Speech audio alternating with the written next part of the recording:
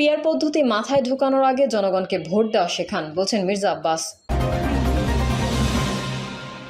জানাবো আওয়ামী ক্যাডারদের প্রশিক্ষণ দেওয়া কে এই মেজর সাদিক। জানাবো ক্ষুব্ধ হয়ে করাচি পাঠানোর হুমকি দিল দিল্লির এই দাসী। ফ্যাসিস্ট হাসিনার ভার্চুয়াল আড্ডায় ঢুকে ডিস্টার্ব।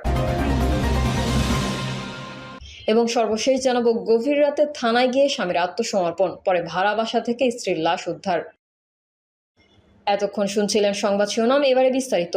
তবে তার আগে অনুরোধ থাকবে আমাদের চ্যানেলটি সাবস্ক্রাইব করে বেল আইকনটি ক্লিক করুন। আওয়ামী ক্যাডারদের প্রশিক্ষণ দেওয়া কে এই মেজর সাদিক। আওয়ামী লীগের নেতাকর্মীদের প্রশিক্ষণ দেওয়ার অভিযোগ উঠেছে বাংলাদেশ সেনাবাহিনীর একজন মেজরের বিরুদ্ধে। তাকে ইতোমধ্যে আটক করে সেনা হেফাজতে নেওয়া হয়েছে। গতকাল বৃহস্পতিবার ঢাকার সেনানিবাসে অফিসার্স মেসেতে প্রেস ব্রিফিংয়ে মেজর সাদিককে সেনা হেফাজতে নেওয়ার কথা জানিয়েছেন সেনা সদরের সামরিক অপারেশনস পরিদপ্তরের পরিচালক ব্রিগেডিয়ার জেনারেল মোহাম্মদ নাজিম উদ্দৌলা। ছাত্র জনতার অভ্যুত্থানে ক্ষমতাচ্যুত আওয়ামী লীগ সরকারের প্রধান ভারতে পালিয়ে যাওয়া শেখ হাসিনাকে ফিরিয়ে আনতে দলটির বাছাইকৃত ক্যাডারদের এই প্রশিক্ষণ দেওয়া হয়। রাজধানীর মিরপুর, ভাটারা, কাঁটাবন ও পূর্বাচলে দেওয়া এলাকায় হয় এসব প্রশিক্ষণ। এর মধ্যে গত 8ই জুলাই ভাটারা থানা এলাকার একটি কনভেনশন সেন্টারে সকাল থেকে আওয়ামী লীগ ও তার অঙ্গ সংগঠনের প্রায় 400 নেতাকর্মীদের প্রশিক্ষণ দেওয়া হয়। প্রশিক্ষণ গ্রহণকারীদের 2 দিন আগেই একটি টোকেন সরবরাহ করা হয়। আওয়ামী লীগ ও ছাত্রলীগের এসব ক্যাডারের প্রশিক্ষণের দায়িত্ব পালন করেন মেজর সাদিকুল হক ওরফে মেজর সাদিক। তাকে গত পিআর পদ্ধতি মাথায় ঢোকানোর আগে জনগণকে ভোট দেওয়া শেখান, বলছেন মির্জা আব্বাস। বিএনপি স্থায়ী কমিটির সদস্য মির্জা আব্বাস বলেছেন, দেশের স্বাধীনতা ও গণতন্ত্র রক্ষায় যারা জীবন দিয়েছেন তাদের আত্মত্যাগের প্রতি শ্রদ্ধা জানিয়ে আমাদের এগিয়ে যেতে হবে। তিনি আরও বলেন, হামলা মামলায় এখন আর বিএনপি ভয় পায় না। তিনি সরকারের প্রতি আহ্বান জানিয়ে বলেন, পিআর পদ্ধতি জনগণের মাথায় ঢোকানোর আগে তাদের ভোট দেওয়া শেখান। নতুন পদ্ধতির কথা বলে জনগণকে বিভ্রান্ত করা যাবে না। মির্জা আব্বাস বলেন, দেশের বর্তমান পরিস্থিতি প্রমাণ করে গণতন্ত্র পুনরুদ্ধারই এখন সবচেয়ে বড় চ্যালেঞ্জ।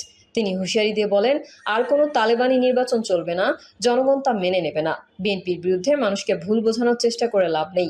তিনি বলেন, আমরা 17 বছর আন্দোলন করেছি, প্রয়োজনে আরও 17 বছর আন্দোলন করব। যারা সময় ভাত খেতে পারতো না, আজ তারা টাকার কুমির হয়েছে। আমরা সরকারের কাছে প্রশ্ন রাখতে চাই, তারা এত টাকা কোথায় পেল। মির্জা আব্বাস আরও বলেন, বিএনপিকে আন্দোলনের ভয় দেখিয়ে দমন করা যাবে না, প্রয়োজনে জীবন দিতেও প্রস্তুত আছি। আমরা কোনো দালালি রাজনীতি করি না, আমরা জনগণের রাজনীতি করি। আওয়ামী ক্যাডারদের প্রশিক্ষণ দেওয়া কে এই মেজর সাদিক।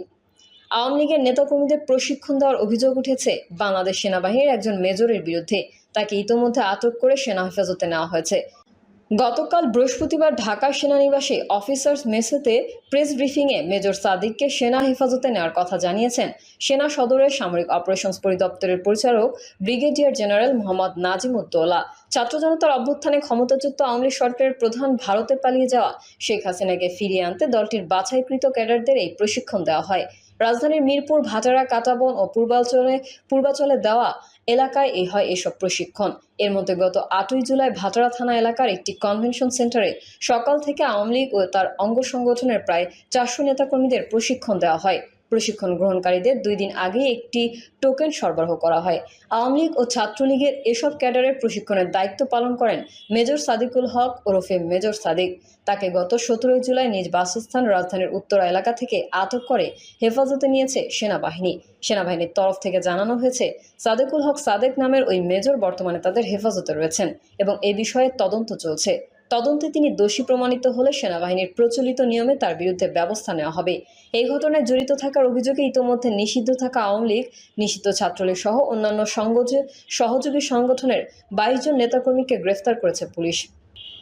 এদের মধ্যে গত 12 জুলাই উত্তরা পশ্চিম থানা এলাকার একটি বাসা থেকে যুবলীগ নেতা সোহেল রানাকে গ্রেফতার করে ভাটারা থানা পুলিশ। ওই দিন একই এলাকা থেকে একটি বাসা থেকে আওয়ামী লীগের নেত্রী শামীমা নাসরিনকে গ্রেফতার করা হয়।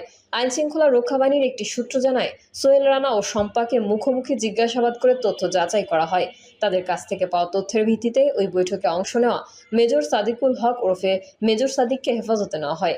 খোঁজ নিয়ে জানা গেছে, মেজর সাদিকুল হক ওরফে মেজর সাদিক কক্সবাজারের রামু ক্যান্টনমেন্টে কর্মরত।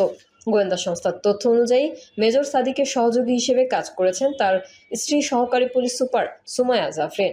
গোয়েন্দা তথ্য বলছে, সাদেক ও সুমাইয়া কর্মস্থলে অনুপস্থিত থাকার সময় শেখ হাসিনার ছেলে সজীব ওয়াজেদ জয়ের সঙ্গে যোগাযোগ রেখে নেতাকর্মীদের প্রশিক্ষণের ব্যবস্থা করেছেন। আর সরকার উৎখাতের এই পরিকল্পনার বিষয়টি কলকাতায় বসে সার্বিক ক্ষুব্ধ হয়ে করাচি পাঠানোর হুমকি দিল দিল্লির এই দাসী। ফ্যাসিস্ট হাসিনার ভার্চুয়াল আড্ডায় ঢুকে ডিস্টার্ব।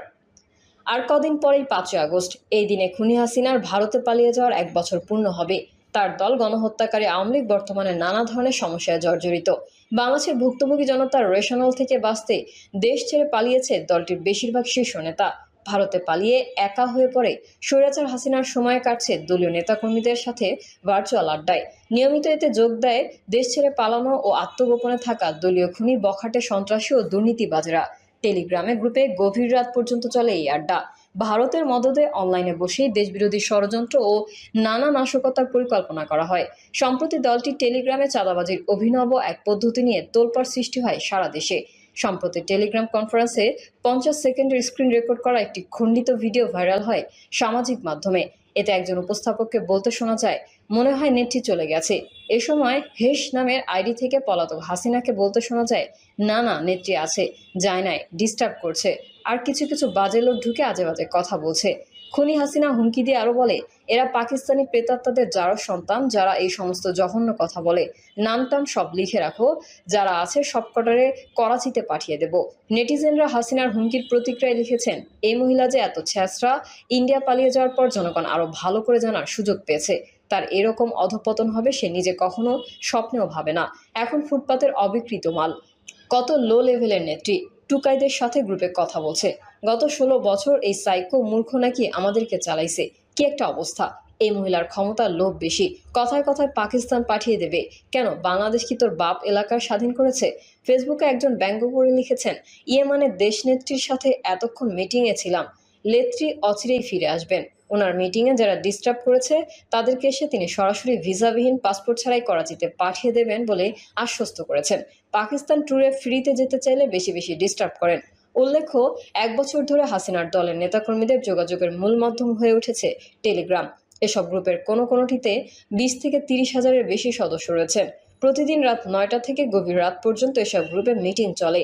এতে দলের কেন্দ্রীয় নেতা, বর্তমান ও সাবেক সংসদ সদস্য এবং জেলা ও উপজেলা পর্যায়ের নেতারা অংশ নেন। আওয়ামী লীগের কিছু সূত্র নিউজ 18কে জানিয়েছে, শেখ হাসিনা এসব আলোচনায় ভার্চুয়ালি যুক্ত হলে কে কথা বলবেন তা নির্ধারণে অর্থ লেনদেন হয়। এই অভিযোগের কেন্দ্রে রয়েছে দলের সাধারণ সম্পাদক ওবায়দুল কাদের। সূত্র বলছে, টেলিগ্রামকে নিজের প্রধান রাজনৈতিক মঞ্চ বানিয়ে রেখেছেন কাদের। সেখানে জ্বালাময়ী বক্তব্য দিয়ে ঢাকা ঘেরাওয়ের ডাক দিচ্ছে, কিন্তু তার কথায় কোনো পরিষ্কার পরিকল্পনা বা বাস্তব পদক্ষেপ থাকে না বলে অভিযোগ সূত্রগুলোর। গভীর রাতে থানায় গিয়ে স্বামীর আত্মসমর্পণ, পরে ভাড়া বাসা থেকে স্ত্রীর লাশ উদ্ধার। পটুয়াখালীর বাউফলে সালমা আক্তার নামের এক মাদ্রাসা শিক্ষককে কুপিয়ে হত্যার অভিযোগ উঠেছে তার স্বামী সরওয়ার হোসেনের বিরুদ্ধে। পুলিশ জানিয়েছে, হত্যাকাণ্ডের পর গতকাল বৃহস্পতিবার রাত 1:45টার দিকে থানায় এসে আত্মসমর্পণ করেন সরওয়ার। এ সময় তার সঙ্গে 4 বছরের শিশু সন্তান ছিল। সালমা আক্তার বাউফল উপজেলার নুরাইনপুর নেসারিয়া ফাজিল মাদ্রাসার বাংলা বিষয়ের শিক্ষক ছিলেন। তার বাবার বাড়ি পিরোজপুরের ভান্ডারিয়া উপজেলার ধাওয়া গ্রামে।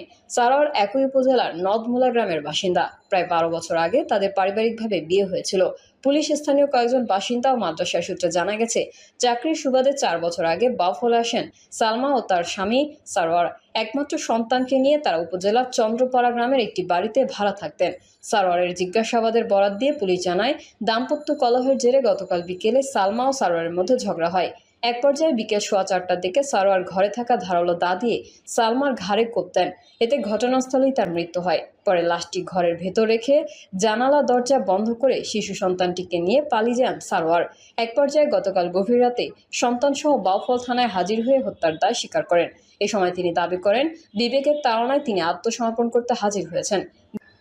বাউফল থানার পুলিশ পরিদর্শক আতিকুল ইসলাম বলেন, সরওয়ার থানায় এসে স্ত্রীকে হত্যার কথা স্বীকার করেছেন। পুলিশ ঘটনাস্থলে গিয়ে সালমার মরদেহ উদ্ধার করেছে। শিশুটিকেও পুলিশের হেফাজতে নেওয়া হয়েছে। এ ঘটনায় একটি হত্যা মামলার প্রস্তুতি চলছে বলে আজ শুক্রবার সকালে জানান বাউফল থানার ভারপ্রাপ্ত কর্মকর্তা মোহাম্মদ আখতারুজ্জামান সরকার। তিনি বলেন, ময়নাতদন্তের জন্য লাশ পটুয়াখালী জেনারেল হাসপাতালের মর্গে পাঠানো হয়েছে। প্রিয় দর্শক, এই ছিল এখনকার সর্বশেষ সংবাদ। আপডেট সব সংবাদ পেতে চ্যানেলটি সাবস্ক্রাইব করে বেল আইকনটি ক্লিক করুন। কমেন্টে আপনার মতামত জানিয়ে আমাদের সাথেই থাকুন। ধন্যবাদ সবাইকে। আল্লাহ হাফেজ।